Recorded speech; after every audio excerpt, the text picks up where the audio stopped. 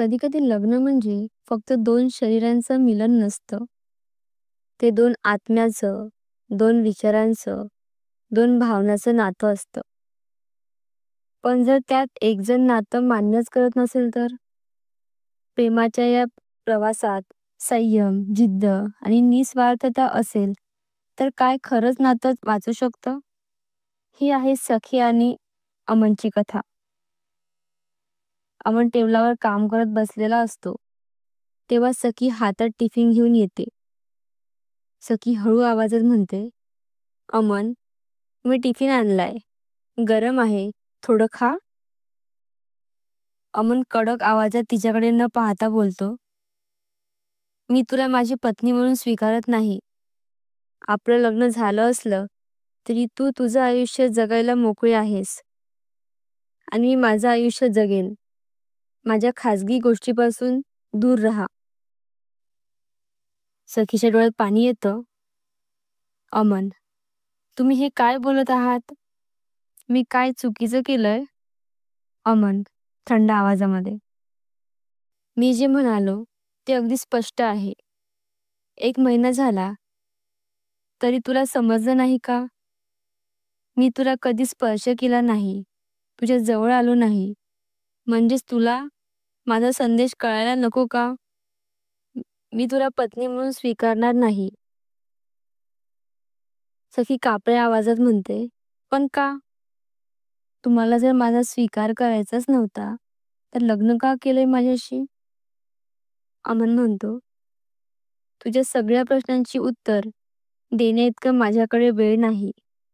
मी महाबळेश्वरला कामासाठी जातोय. नंबर आहेच तुझ्याकडे, पण फोन करू नकोस. मला डिस्टर्ब होणं आवडत नाही." तो उठतो, ब्रीफकेस उचलतो आणि निघताना म्हणतो, "ड्रॉवरमध्ये 20,000 ठेवलेत. गरज असेल तर वापर."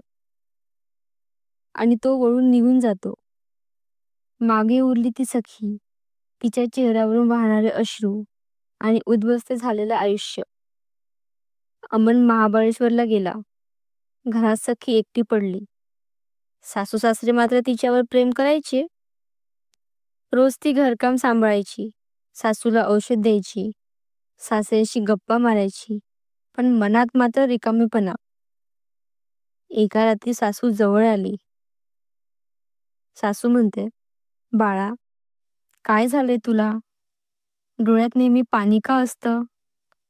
अमन काही त्रास देतोय का?" सखी हसण्याचा प्रयत्न करत म्हणते, "नाही आई, सगळं ठीक आहे. फक्त अजून नवं नवं घर आहेत. सवय व्हायला वेळ लागेल." ती खोटं बोलली, कारण तिला कुणालाही सांगायचं नव्हतं की तिचं लग्न फक्त नावापुरतं आहे. अमन परत आल्यावर सखी धैर्याने विचारते, "अमन, मला खरं जाणून घ्यायचंय. माझ्यात कमी काय आहे? का तुम्ही मला स्वीकारत नाही?" अमन रागाने म्हणतो, "तुझ्यात काही कमी नाही, पण माझ्या आयुष्यात आधीच कुणीतरी होती. प्रिया नावाची मुलगी. मी तिच्यावर प्रेम केलं, पण घरच्यांच्या हट्टामुळे तुझ्याशी लग्न करावं लागलं." सखी गंभीर आवाजात म्हणते, "म्हणजे मी फक्त बळी आहे, तुमच्या नकाराचा, तुमच्या जबरदस्तीच्या निर्णयाचा बळी?" अमन म्हणतो, "हो, आणि तुला माझ्या आयुष्यात काही स्थान नाही." त्या क्षणी सखीचं मन तुटलं, पण तिच्या डोळ्यात एक नवीन जिद्द जन्माला आली. सखीने ठरवलं, ती स्वतःचं आयुष्य उद्ध्वस्त होऊ देणार नाही. तिने आपलं शिक्षण आठवलं, अकाउंटंटचं ज्ञान. तिने नोकरी शोधली. काही दिवसांतच तिला एक नामांकित कंपनीत नोकरी मिळाली. पहिल्या पगाराचा दिवस ती देवासमोर उभी राहून म्हणाली, "देवा, मी एकटी आहे, पण तू मला ताकद दे.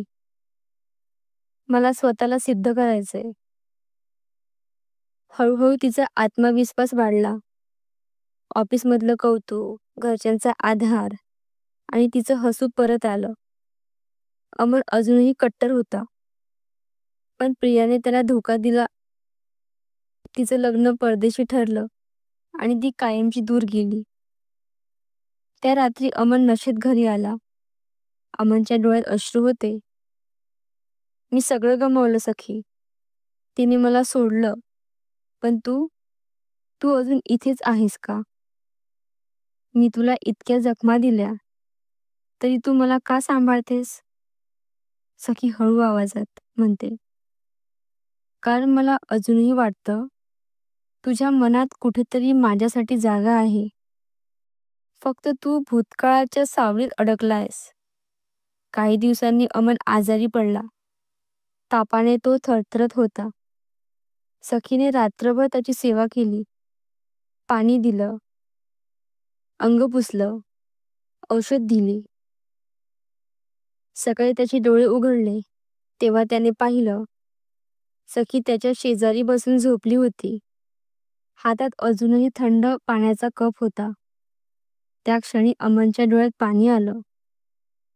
तो विचार करू लागला, ही मुलगी देवाने मला दिली आहे आणि मी तिला किती दुखावलं. काही दिवसांनी अमन सखीला जवळ बोलवतो. अमन गंभीर आवाजात म्हणतो, सखी, मी तुला खूप त्रास दिला. तुला नाकारलं, जखमा दिल्या, पण तू मला सोडलं नाहीस.